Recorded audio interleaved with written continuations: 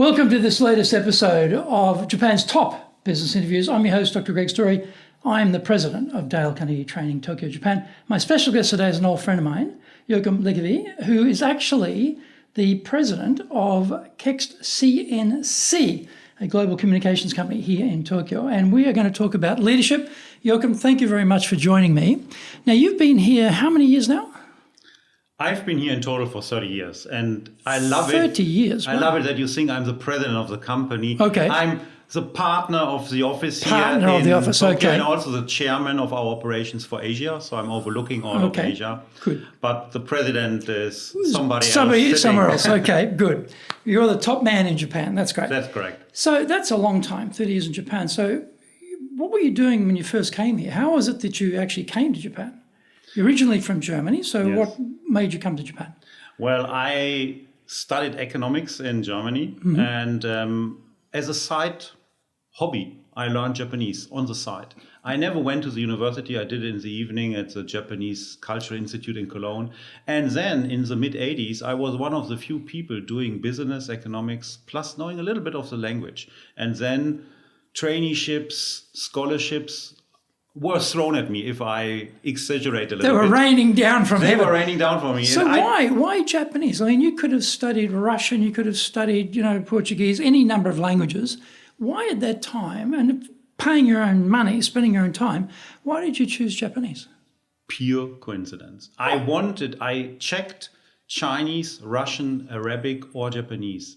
I was starting with Japanese even before I entered university and wanted to kill time because I had to work for 20 months at the Red Cross in Germany because I refused to join the army. So I had to do the civil service, which was completely boring, and my mind was trying to put something into it. So I decided to pick up a difficult to learn language. But you certainly picked a good one there. I did so, and I didn't pick Chinese, and for some reasons I'm happy I didn't. Yes. But the reason at that time was I'm very bad at singing with sounds, and Chinese is very demanding on that It's regard. very tonal language. And there was this Japanese class in the evening just around the corner, which started the months after I decided to go on this voyage. And I never got out of this niche. So pure coincidence in the beginning, and later on it turned out to be a very nice combination. So when did you first arrive in Japan then? The very first time I did here a traineeship was in 89. 89, okay. I had been here 3 years earlier for a 2-week, let's say, holiday trip. But 89 was the first 3 months traineeship with Kedan Len. Again, a traineeship. I had applied to go to somewhere else because I knew I will end up in Japan. But again, speaking already a little bit of Japanese. The magnet, Japan magnet. Sucked me into this country. Got you straight here. Yeah. And it keeps you here too, by the way. In a way, it did. It did. So when you actually moved to Japan for work, when was that?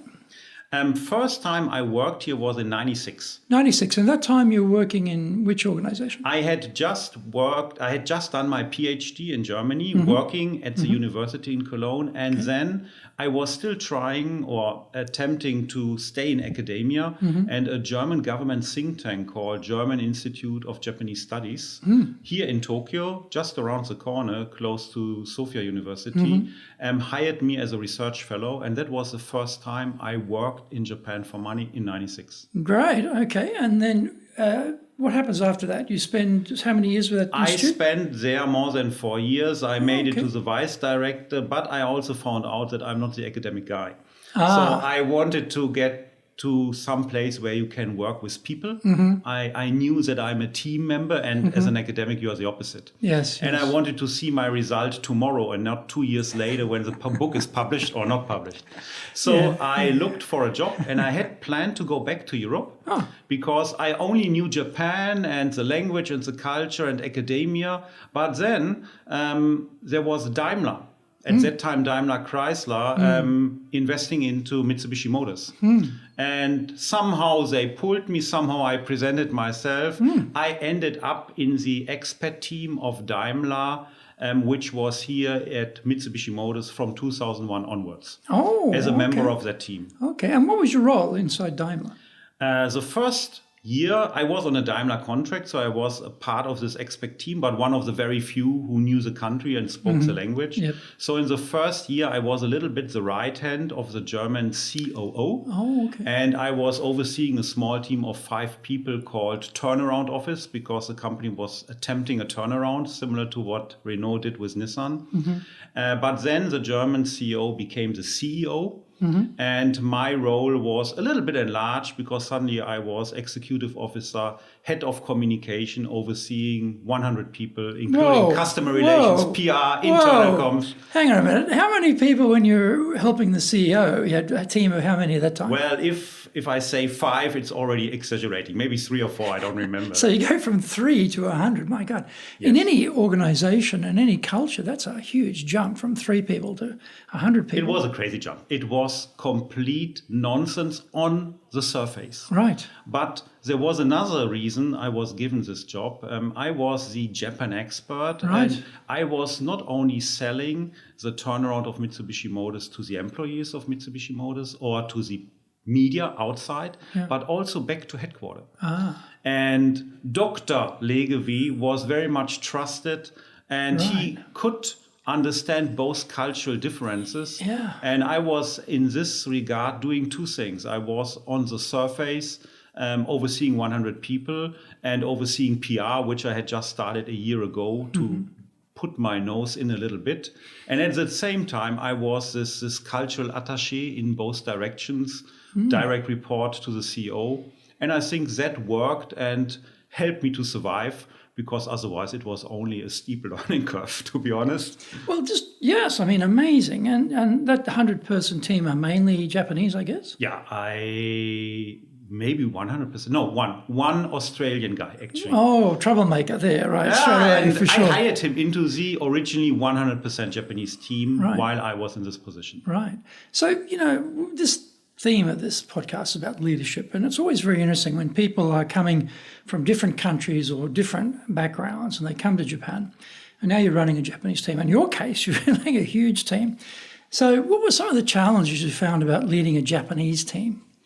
I think the biggest challenge was that there were a few people who spoke English, had interactions with foreigners before, and on the surface seemed to immediately understand the Western thinking. Right. And when I say Western thinking, it was not necessarily my thinking, but that of my bosses, the CEO and the whole Daimler team, plus the Daimler guys back at headquarters. And I quickly thought there are 2 groups. There are these English-speaking, foreign culture understanding people, and the others. However, this was not necessarily right. Speaking the language of English does not mean that you are open to change, that you are embracing any new concepts, responsibility, accountability, things like this. So when did you discover that? Because, I think for a lot of foreigners that come to Japan, you tend to be going straight to the English speaker because, in this case, English, and you're a German speaker too, but speaking English with the Japanese, you tend to gravitate towards those people because the communication tends to be easier. But as you say, that may not be the full picture. When did you start to realize, oh, hang on a minute, these people may be speaking English to me, but they're actually not buying into what I'm selling? When did that start to become obvious? I think the short answer is after 3 or 6 months in my role where I was suddenly overseeing the 100 people. The tricky part was I spoke Japanese. I spoke to them in Japanese, but in some settings, when other foreigners joined, we had to move to English. So I also felt myself to be torn between both cultures and languages. And I thought that I'm the bridge builder who can bridge any valley, but that was a little bit too much of a thought. Too optimistic. Yes. So what were some of the challenges? You realize that people are not necessarily buying into the change where they speak English or don't speak English. So how did you navigate around that? How did you get people to buy into the direction of the company? Explaining, and starting with the why.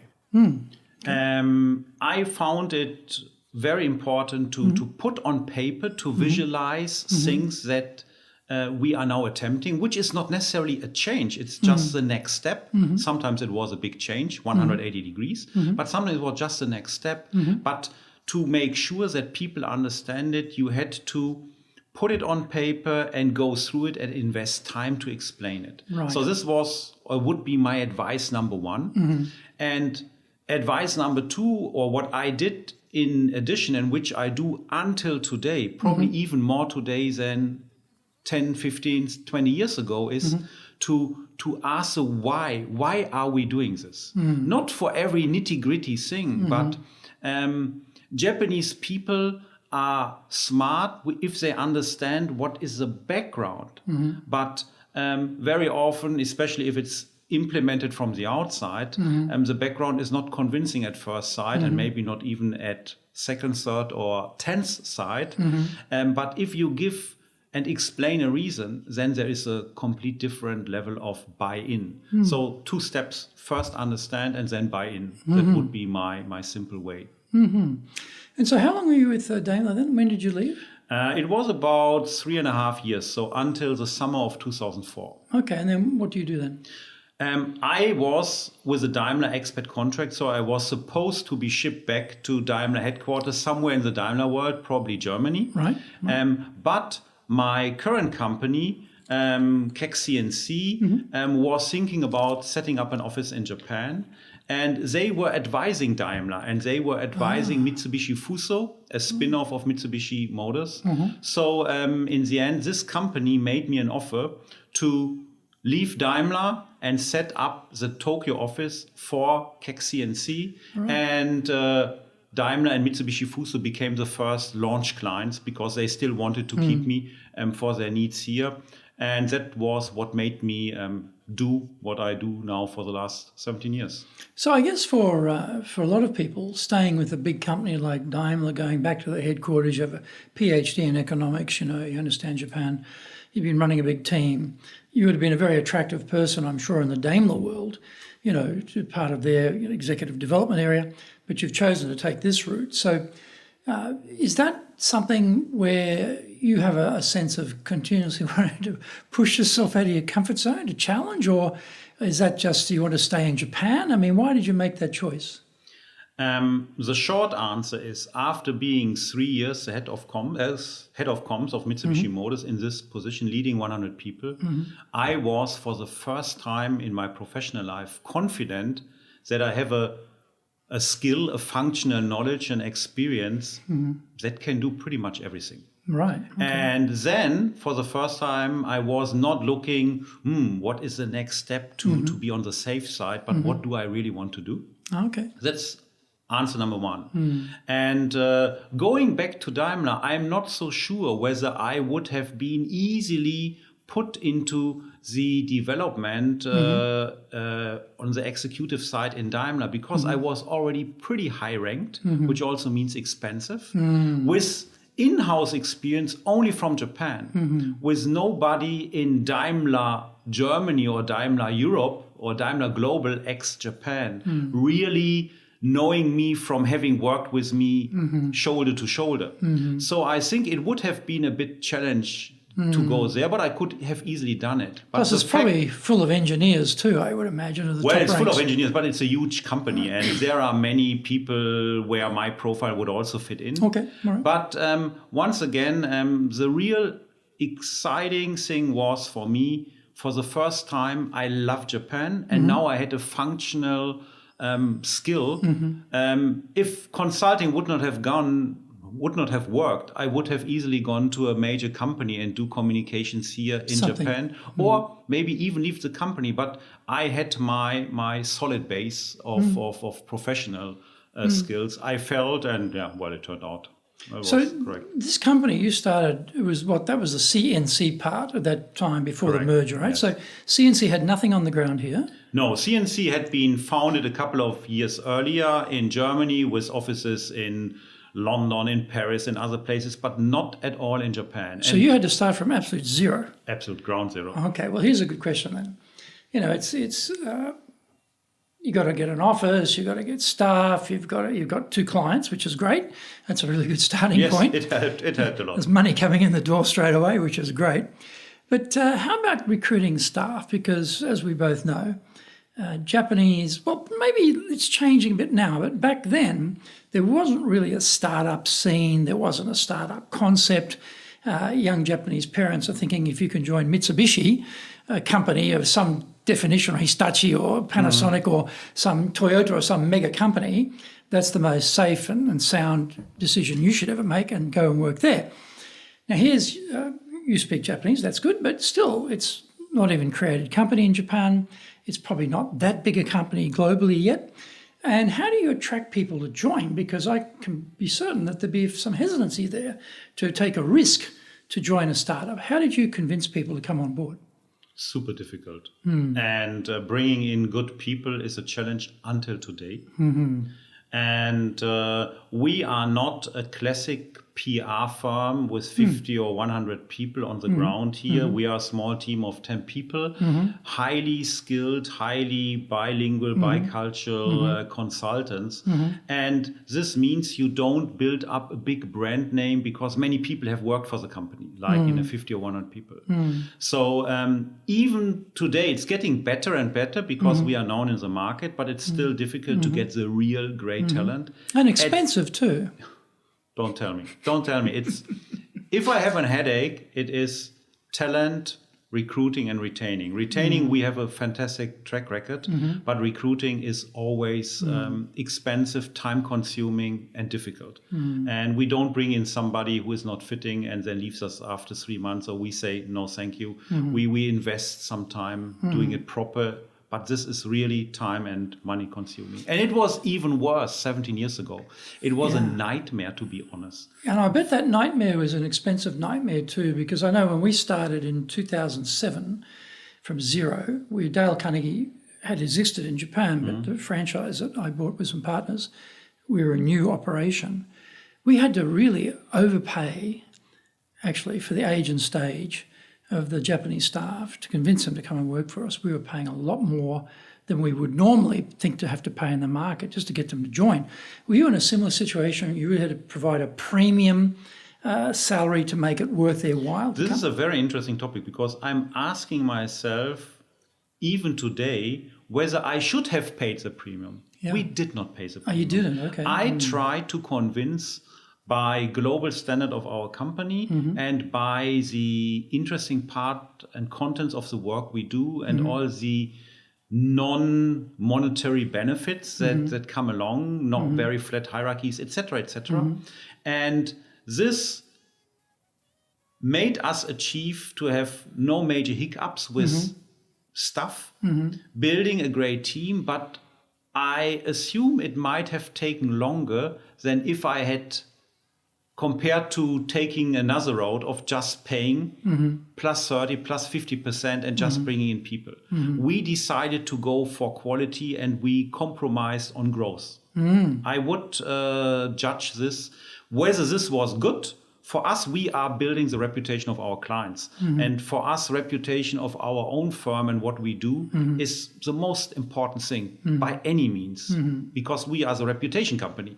And this was my and also the company's, the other partners' decision.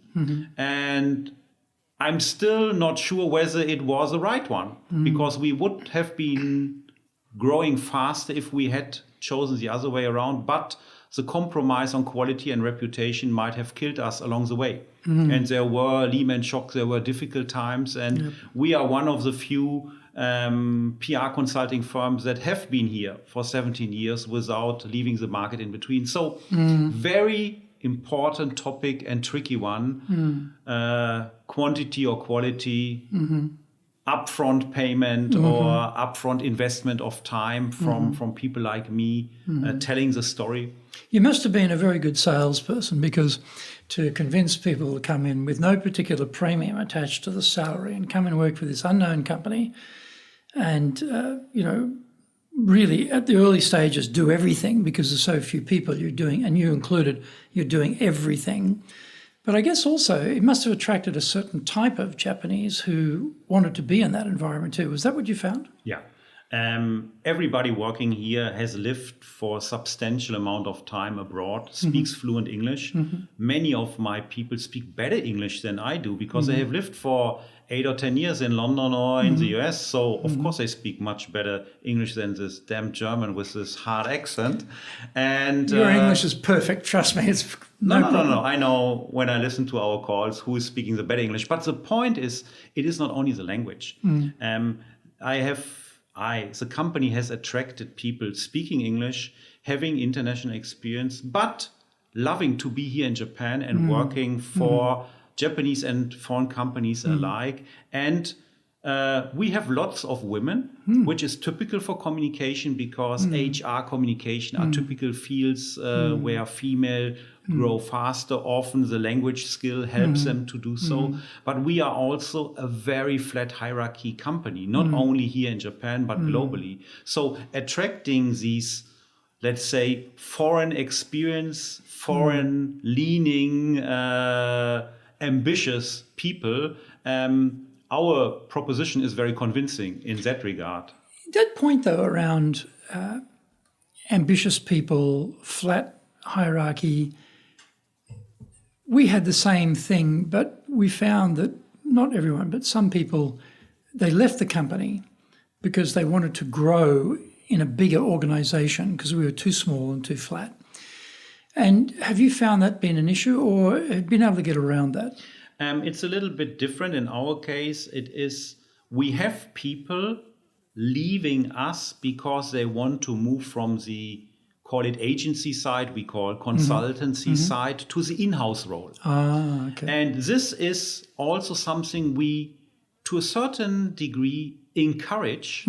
Some of these people come back to us 3, 5, 8 years ago, globally and also here in Japan. And they have seen that being in an in-house role, you have to deal not only with key messages from the spreadsheet, but with political things within a big company. Yes. And this experience, first of all, shows, well, it was not that bad in the consultancy area, and it's extremely helpful. Yeah. So these people come back to us and enter 1 or 2 levels higher because they then do not only have our consulting agency skill, but also have this in-house experience, know that you don't better talk to the CEO if he's in a bad mood and try to sell him something, although it's completely right. They have seen the budget issues, they have seen when headquarter calls what this means. So we have this issue of people leaving us not to go to a competitor. Never ever it happened so far here in That's Japan. amazing. Yeah, which is probably something like retention. But we have people going to an in-house position. Okay. And that's a healthy thing also for other people to move up, but to limited numbers. If you want to be successful as a leader, do the Leadership Training for Managers course. All companies need people who can both manage and lead. Leading people screams out for real skills in communication, dealing with all different types of people, being excellent at innovation, planning, delegation, handling mistakes, doing performance reviews really well, and inspiring and motivating the team. Do the Leadership Training for Managers course now in either Japanese or English.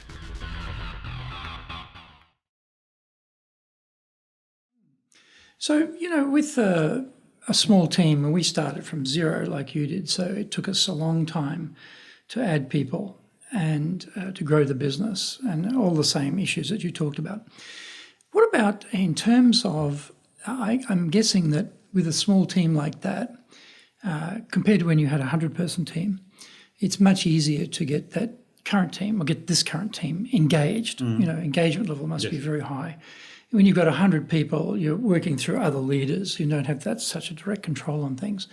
What are your thoughts about getting teams engaged? Because I'm sure there's lots of people who are going to be watching this video or listening to the podcast who've got big teams and are struggling with engagement. How do I get people engaged? Because one of the things that I found in multinational organizations that I worked in was that the engagement scores, when they ever did the surveys for Japan, were always the lowest in the world. And there's always a lot of thinking outside of Japan that you must be doing something wrong there. This needs to be fixed. You've got to get the Japanese more engaged. I mean, there's some issues around the questions they ask. There's issues around the culture in terms of how Japanese answer any type of survey. But that whole engagement question is an interesting one. If you contrast the levels of engagement you have now with when you had a 100-person team, what would you say were the differences? If I stick to this black and white, the Japanese versus the non-Japanese, which has only limited validity, as we know, but it has some. And a characteristic of Japanese is that they are very fact and figures driven. We tell this our clients when we do PR for them, but it's also and structure driven, which is also important when leading a team. So you need to have frameworks and rules. You have to make them very clear, and you have to explain them. And if possible, you even, I go back to my why, tell why this is. But then for the engagement, this is only the starting point. Engagement goes beyond. We want people to act on their own decisions. They should be proactive. And for this, you need to encourage this and kick it off with some guidance in the beginning and tell people, take a risk or do something, and then very visibly and very openly reflect on this in group meetings and praise the person who has taken a risk or who has been proactive, and do this in a very concise way, visible to others. And then people start to believe in you. And then you give this ownership and this responsibility. And suddenly the person who was always sitting there like this is suddenly blowing up because, again, black and white, Japanese are risk averse. Yes. For very, very good reasons, because this country is not rewarding risk. No. At no level. It's changing a little bit now, but overall Japanese are the risk averse prototype. So you need to lower the risk of losing face or falling down or having a small defeat by praising it when it happens on small levels, but in a structured way. Just saying, go run, I really love it. You can fail 3 times, just go and get it, will only work with very, very few people. Yeah, I was going to ask you about risk because you're right. I mean, that risk aversion is very, very strong in the culture. It's how people are brought up. And we ask them to take responsibility. They're not thinking, great, I get to be accountable. I get to take some responsibility. I can develop my career. I can push myself to a higher level. They're thinking, oh, no, if I make a mistake, this could be career ending. If I make a mistake, I'm going to lose face with my colleagues. The best way to avoid this is to do nothing. The best way to do nothing is just keep doing my job that I know perfectly well, and I just stick within the boundaries. I stay in my comfort zone, all good. And we come along and we're saying, hey, take a risk, step up, go forward. And they're like, not so keen on that. So it's a very hard sell, isn't it? I think one of the things too is you talk about the reward. There's also what happens when they screw it up, and this is I think for a lot of people, when they see that happen, they're not looking to see how big a success it is. They're looking to see what's the downside of that. What happens to that person if they fail? What happens to that person if there's setbacks? What happens to that person if there's mistakes? What does the organization do to them? Because they're going to take a read on that, as an example, let me see what's going to happen to the guinea pig. And if the guinea pig survives, then maybe I can do the same thing too. But they're watching that person very carefully. So how did you deal with any mistakes or errors or problems or setbacks or things that weren't going quite as hummingly as they should when you'd given that engagement piece to someone to take responsibility? Well, the general answer is, as I said before, talking, communicating in front of others. It can also be an email with many on CC, but ideally it is verbally. It's even more trusted. And go back to things. There are people, and this happened in our company, that have, let's say, I wouldn't say screwed up. We rarely screw up, but have done something which was, let's say, too much of a risk. Maybe not for the client, but for us as a company. And nevertheless, the person was promoted the next round. And then the ultimate thing is, whenever somebody in our company is promoted in a small team, we talk about it, we celebrate it. And I also give reasons for this promotion. And it's usually not because of tenure, it is for some achievement. And if you then point out that this risk-taking, which in this specific situation, we all were a little bit surprised or shocked about the outcome, but it was exactly what we as a company want, is then 6 months later rewarded. And things like this, Japanese memorize. The memory in Japan is fantastic. Everywhere, at Mitsubishi Motors, in our company, everywhere. And you link it and you say, here is a promotion for somebody despite some failure, but as an acknowledgement for the other achievements and for the guts to have gone for it. This goes a very long way. And it does not need to be a promotion with a different title and a money. It can also be a very strong word of praise. Of course, again, if somebody has completely screwed up, it's a little bit tricky to paint this in rosy colors. But Also, the thing about praise or recognition too, coming from a Western culture where people want to be recognized and they want to be up the front getting the award and, hey, look at me, everyone, I'm great, And Japanese are not like that. And so I realized early that people that I thought would be happy, Jochen, you did a great job. Hey, everyone, look at Jochen, he's did a great job. He's a top guy, They're like, no. And it wasn't being... It was a team. Yeah, it was the team, exactly. And they don't want to step out. How did you find, because I started with that thinking and realized, I have to praise these people privately.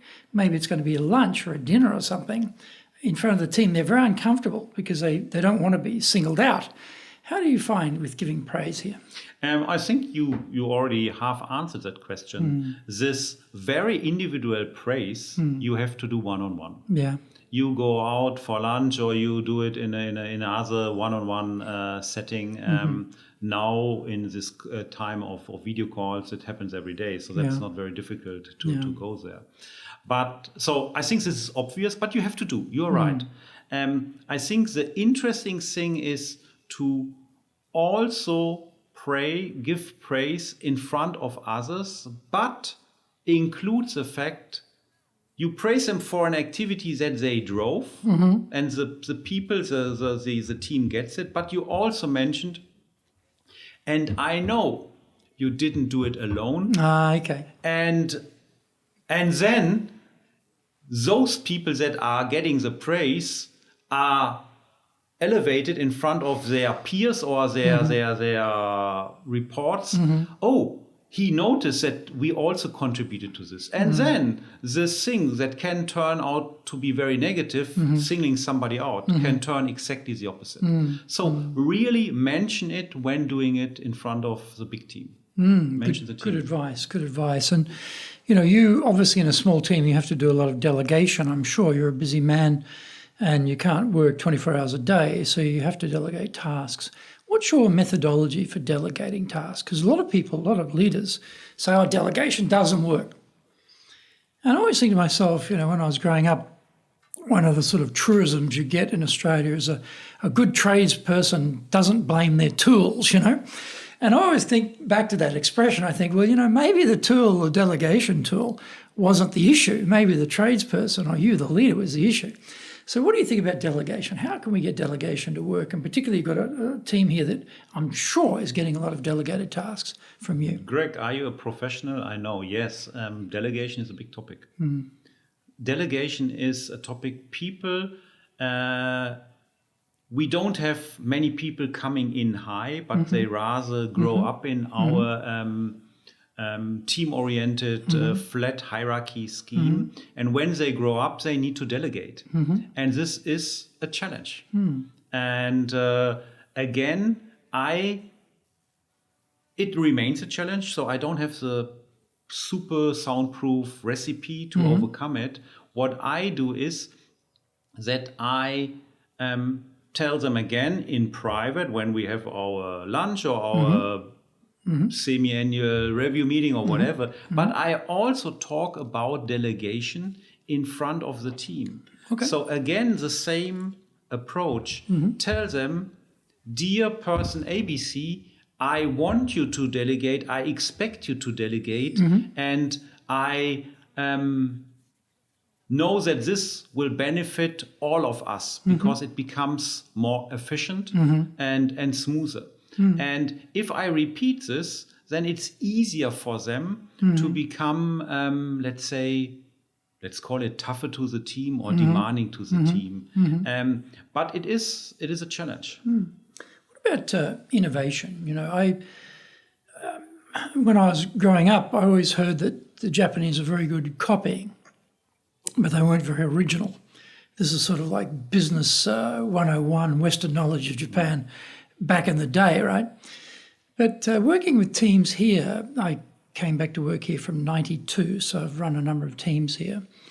And I always found actually if you had the right methodology to get ideas from the team, they had terrific ideas, tremendous ideas. But I still see a lot of companies trying to get innovation going, but they're not doing it in a very effective way. And therefore, again, it's the thing, innovation. The Japanese haven't got any ideas. They're not very original. Sort of pops up occasionally, not as much as it used to. But in your case, how do you get innovation? When you had that 100-person team, how did you get innovation there with the current team and how you built the team over the years? How do you develop innovation in Japan? Now different than 10 years ago. Okay. 10 years ago, when the company was also a little bit smaller, we did lots of brainstorming, the typical framework to generate ideas, but I was part of it. And that's already the answer. That was not the right thing. Get me out of it. Delegate a brainstorming to a team where I'm not part of it.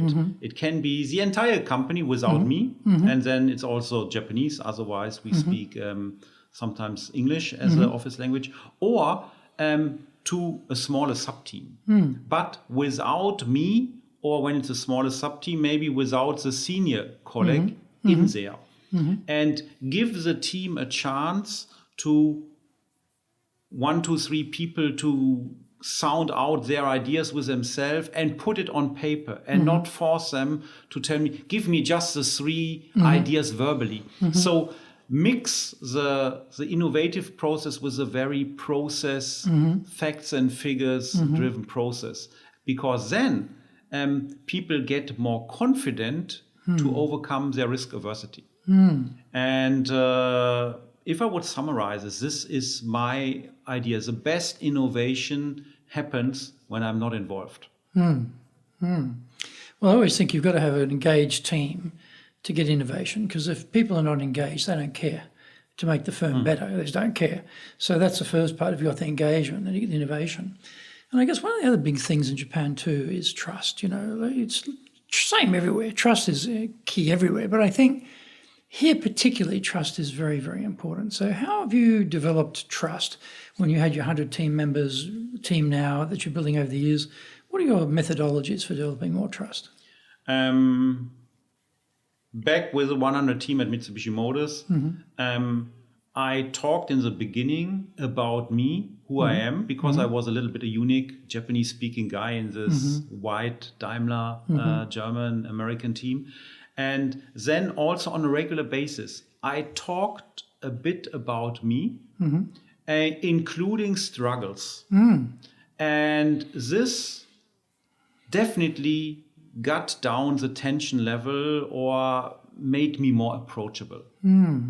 And if I now move to the situation here, where I'm the head of the office in Tokyo, including overseeing Asia, I'm extremely transparent. And it's not only starting with the why and explaining why I'm doing it.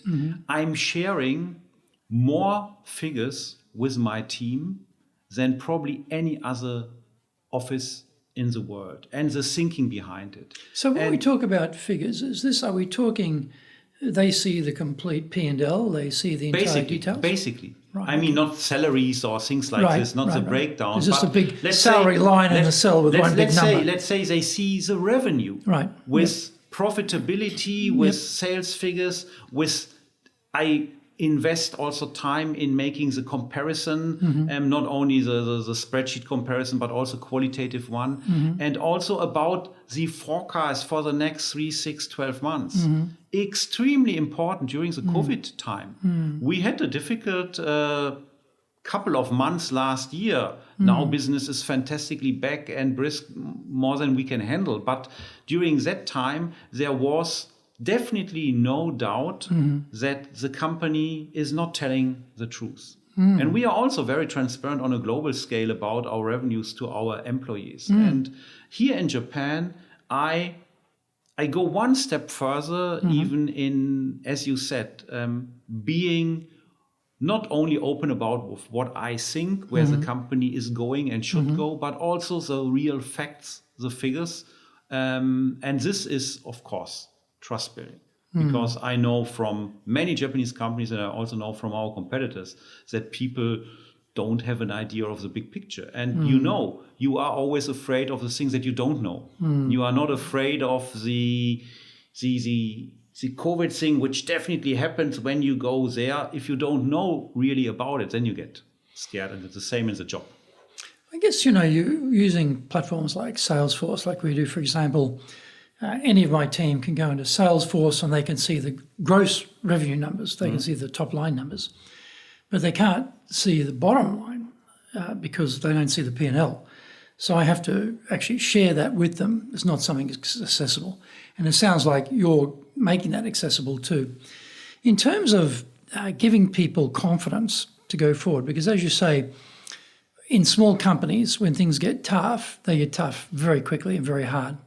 Because you just don't have the massive, deep pockets of big companies who've got global organisations which can bail out one country quickly, etc. And they're big scale. So a downturn is immediate and painful. So I guess the messaging there is very important. So how did you work on your communication to give them belief that you would come out of this, that things would improve, that it wasn't going to be the end of the business, the company wasn't going to go down? Because, people are not stupid. They always, they look at the economy, they look at what's going on, they think, oh, this looks pretty bad. Am I going to be safe here? Am I going to have a job here? And they're looking at lots of people in the hospitality industry losing their jobs, lots of restaurants closing, and there's no shortage of people going out of work. So they've got to be thinking, but for them, there you go, am I going to be okay? How did you make them feel confident that it's going to be okay?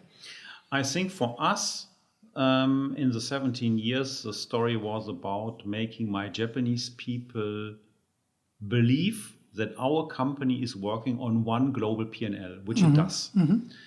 Which means it is not necessary that for a certain period, Japan needs to be in the black figures if the overall company is in the black figures. And even the overall company could have a small dip for a limited amount of time. And this is something that both here in Japan and in our industry is relatively rare.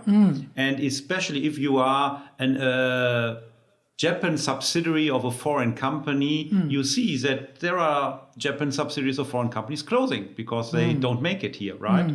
But they are not operating on this one global P&L element, which we have in our company, had from the very first day. But this concept is relatively difficult to understand because you think of here in Japan, you think in cash flow, you think in revenues on the one hand and costs on the one hand. If the revenues is not matching up, how can we survive?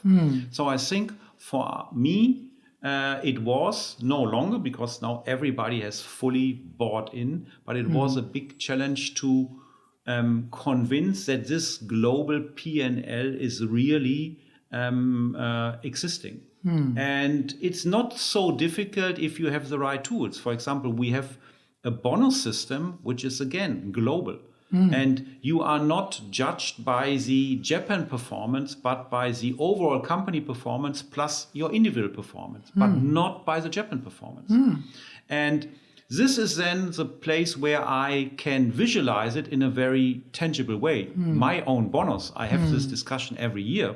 How is it constructed? And even if I have the hiring talks and I explain it, people not They are maybe nervous in the situation, but they do not fully get it. And only a year later, in this bonus situation, when it's really counting also in concrete yen figures, this whole idea of one global P&L is in there. And then if this sucks in, you get much more relaxed because you're not looking at the only situation here. If our global firm were to go belly up, that's bad luck then for us, but it's the opposite. So has never been an option or a situation. But this relieves us from this very focused Japan situation. You lose 2 big clients and immediately start getting nervous. That's luckily not the case with us. Are you doing business with Japan? Do you really know how things work? Japan Business Mastery provides the answers. Do you have the right networks and know how to create them? Do you know how to get on the same wavelength with Japanese buyers? Do you know what being trustworthy looks like from the Japanese perspective? Japan Business Mastery is based on more than 30 years' experience in Japan and will become your go-to guide. Want to succeed in Japan? Buy Japan Business Mastery now.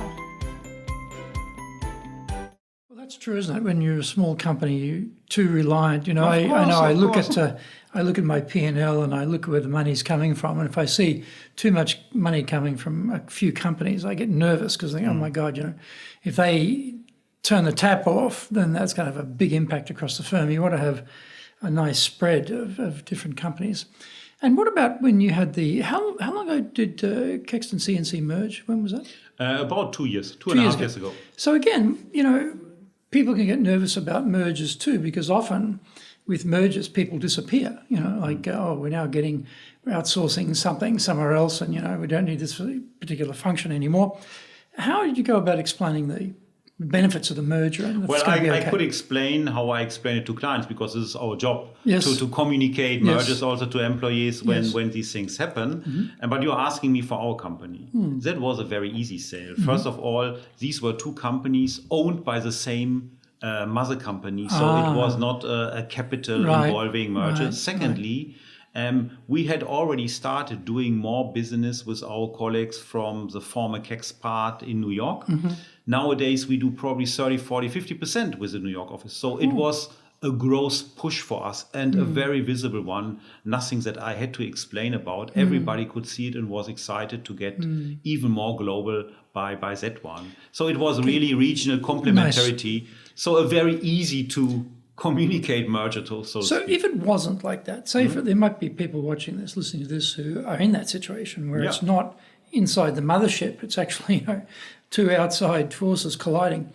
What sort of advice, if that was the case, if you were talking to your team, how would you describe that? How would you explain that to them in terms of why it's a good idea? There is no standard advice because situations are different. If you are definitely reducing headcount, because this is the whole idea of leveraging cost synergies, etc., there is lots of overlap, then you need to be very careful, but you need to be honest about it because there is always knowledge in the company plus the fear element, which will be against it. So you need to be as honest as possible and communicate cascading down from the top to the people, to the managers, and then later in a very structured and transparent way. The good thing in Japan is that people are waiting for clear announcements, processes, and structures. Foreign companies here very often try to wait until the very last minute and then they announce something and do a move, which sometimes is not even possible here in Japan because you cannot easily lay off people. And so here in Japan, it is about a clear communication like elsewhere in a very structured way. And the fill-in of the gaps in between these structured announcements, be it a town hall meeting, be it a CEO letter, be it maybe even a press release to the external world, it's easier to fill here in Japan because the Japan are more standing still and still putting more emphasis on the official announcement, which is your advantage. What is even more important here in Japan is that than in other places is that Japanese do not really believe their bosses in such a situation. Nowhere in a merger situation, if you say everything is fine and everybody knows there is cost synergies to be taken, so there will be some layoffs. If you then say everything is fine, this is even less convincing here in Japan. But they will not immediately act. But where you have a big chance is that you have other people talk on your behalf. So imagine a merger situation, and after the announcement has been done, you move into post-merger integration. And during that time, you need other people to complement the story that you are telling. And this is what we tell our clients. So get into the media and have a local newspaper, or if it's a big company, have the Nikkei talk about the changes and the clear direction, and that a certain already announced step is necessary, but will be the last cost or people cut, and then it's growing business and it's making sense. If you add the third-party testimonial, it goes many miles in Japan to enforce your own messaging if it is aligned, if you do it professionally. So do you think that Japanese people tend to be more, or less cynical, I should say, maybe less cynical about what they read in the media perhaps than other countries? Like they tend to, if it's in the newspaper, it must be true type of mentality is probably more prominent here? In Japan, yeah, for sure. I mean, all the statistics show this. And I like to say, and when I say media, I mean the newspapers, NHK, most of the big TV station, or maybe region newspapers. I'm not talking about social media. Or what the media reports in Japan is true. They don't report about everything, but what they report is basically true. In the Western world, the media is reporting about everything. They are speculating and doing investigative journalism about everything, but not everything is true. So if you get here into an industrial newspaper or the regional newspaper or the Nikkei an article about the new course of a company that recently merged with ABC, the people take this to be 90 to 95% correct and true. And they are usually right, because the Japanese media is also fact and figure driven. They don't write the story that the CEO might tell them, painting rosy futures if there is not a figure to prove that. So if you have this third-party testimonial media, it multiplies and complements your messaging by a factor. I don't know, I've never calculated it. 3, 5, 10, maybe 50 times. Wow. And you have the credibility on top of this. If it's aligned. If it's aligned. So, we've talked about a number of things to do with leading in Japan. Jochen, are there any things that I haven't asked you about leading in Japan, which I should have? I'm here in a Japan office of a global company. And our Japan contribution to our global P&L is single digit percentage-wise, because we have so much business outside of Japan. And so it's very important for my people here in Japan not only to hear from me the global P&L and the exciting global client story, but also to hear it from my global partner colleagues. And it's not limited to our CEO, but to other office heads. And bringing them in and have them complement and reconfirm the story, which I'm believing in, that I'm telling every day from a different angle, is super highly appreciated. And it makes, if you have a company story, we have clearly a company story, a company purpose, then you need this as a proof point. And you're running Asia, so that's how many offices in Asia? It's 3 offices and then affiliates where we have no capital link. All right, so you're pretty busy looking after all that as well. Have you been able to bring anything from your experiences in Japan to your other operations in Asia, in APAC? In terms of, not so much in terms of leading. Maybe I'm a very engaging leader, and this automatically spills over. Inviting for regional calls, talking openly, sharing things, as I said before, all of this. But I think it's the more important transfer is the transfer of best practice. I mean, our Tokyo office is the biggest in Asia. That's the reason why the chairman Asia is sitting here, not because my nose is nicer than other noses or whatever, because it certainly is not. And this is helping. And again, it's if you have one global P&L, it's very easy to share because we all benefit from it. This system makes sharing and transferring not only easy, it's built in, it's automatic. So I don't think it's too typical for my leadership style, but more a function of our setup.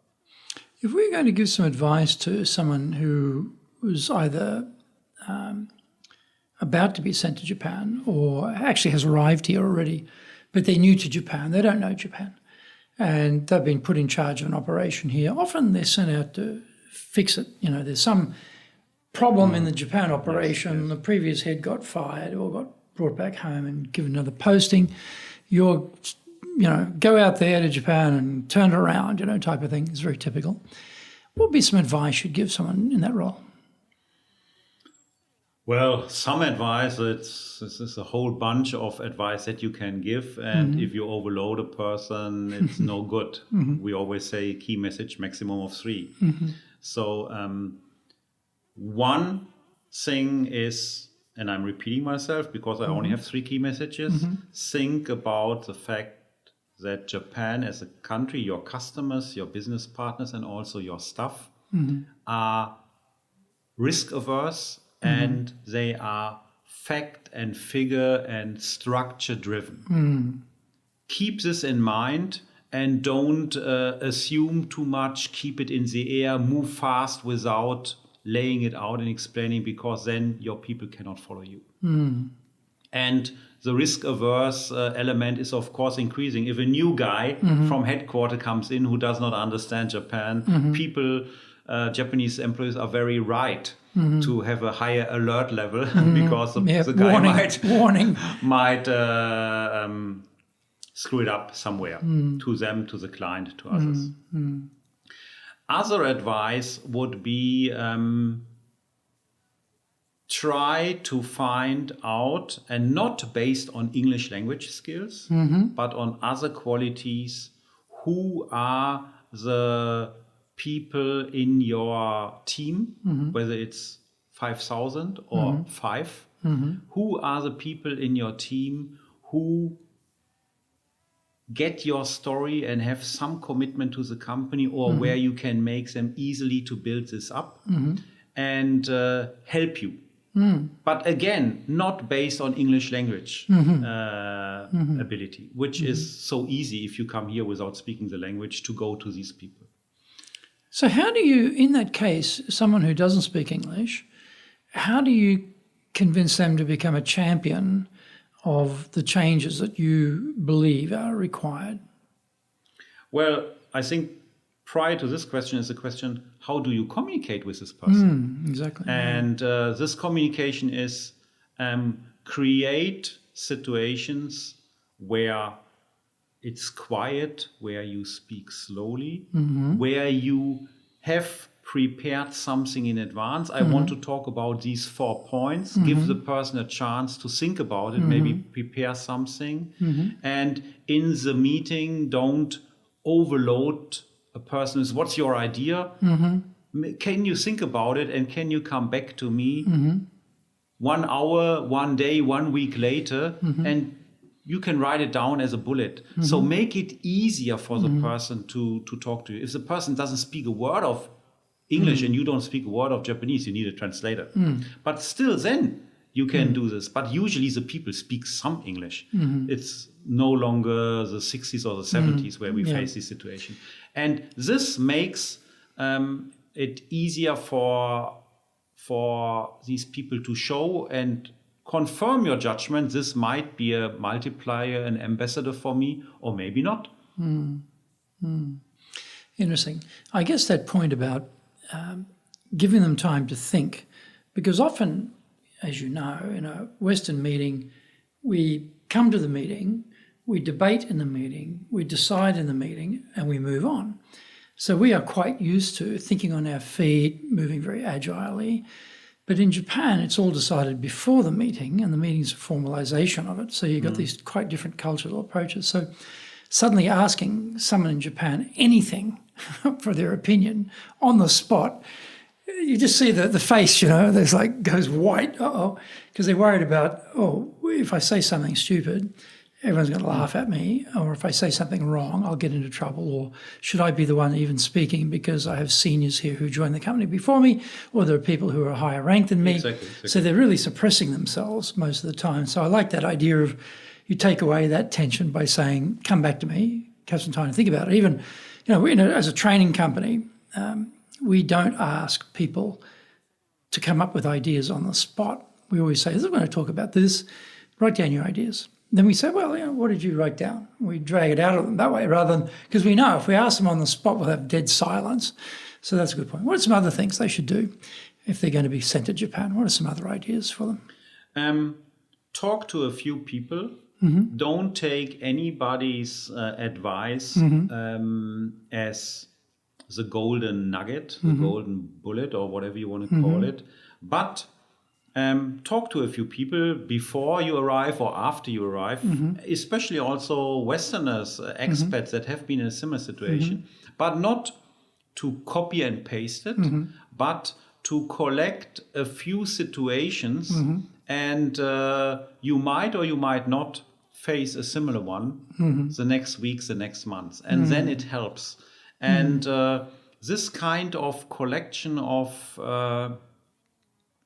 war stories of others. You need to be a smart guy, not to take everything for the truth and nothing but the truth. But there are lots of, again and again and again, the same mistakes that these poor foreigners who come here into this very unique market face, and they would benefit from having it heard somewhere before. So I think this is a well invested time. On the other hand, if you get here for 3 or 5 years, many expats think, shall I learn the language? Yeah. And many people invest in the first 6 to 12 months, twice a week from 6:30 to 8:30 in the morning, 2 hours, and they immediately get swamped by the real business and give up, get only frustrated. If I know that I'm not the absolute language genius and have super interest, and I will be here only for 3 or 5 years, my advice would be learn a few phrases to show that you can say hello and thank you and sorry I'm entering the room, something like this, and forget about the rest. Okay. Don't waste time on this unless you are this 1 out of 100 language interested geeks, because it's only frustrating. And don't try to start learning kanji writing. If you are ambitious, try to learn katakana, but that's enough. You are usually here to do other things. And I have seen this at my Daimler period, because on the same day we had 20-25 foreigners shuffled in. And I would say 80% started with a language course, 50% stopped after 2 or 3 months. The other 49% stopped after 6 months, after having built up a lot of frustration and lost time. And their wives usually are faster because they have more time to do it. And maybe 1 out of the 20 continued for 2 years, but could never use it in business anyhow. Wasn't good enough, yeah. What about you talk about asking around and getting different opinions. One of the things that often happens is that their secretary, who speaks really good English, suddenly becomes the prism through which they view everything that's going on around them and the people that they're dealing with too. Super dangerous, very helpful and dangerous. Yeah, can you explain why it's dangerous? Of course it's dangerous. I mean, if you're relying on the lens of somebody who has also his or her own agenda, I mean, it's self-explanatory that this is a very narrow path to walk on. And as we are both smiling because we have seen it so many times, and usually this person is not even knowing the real business matters, but knows very well personal relations, animosity, strengths, weaknesses of individual people. So you get a download which is colored by something which should definitely not screw up your thinking, because you now need in the first 3 to 6 months very objectively evaluate your team, etc. So very helpful. It happens again, but extremely dangerous. Extremely dangerous. Yeah, I think so too. Seen that happen a few times. So any final advice for someone coming to Japan? First of all, come here. It's a great country. I mean, I have talked over my 30 years to many, many experts who have been here, but also due to my Asia position, to elsewhere in Asia. And the people say it is still a hidden gem. People don't know how great life here in Japan is. And there is a reason for both of us that we are still here. And it is not only the P&L or the salary or the wife, it is the country. And so my advice is just do it. Just do it. Whether it's in the late 20s in your career or at a later point, it's definitely rewarding. Definitely. And you might up ending here longer than you thought to. Like we did. Yes. Well, thank you very much. This has been fantastic. My pleasure. Thank you. Anytime. Thank you. Well, this has been a fascinating journey through Jochen's career here in Japan and what he's done. So please join us again for the next episode of Japan's Top Business Interviews.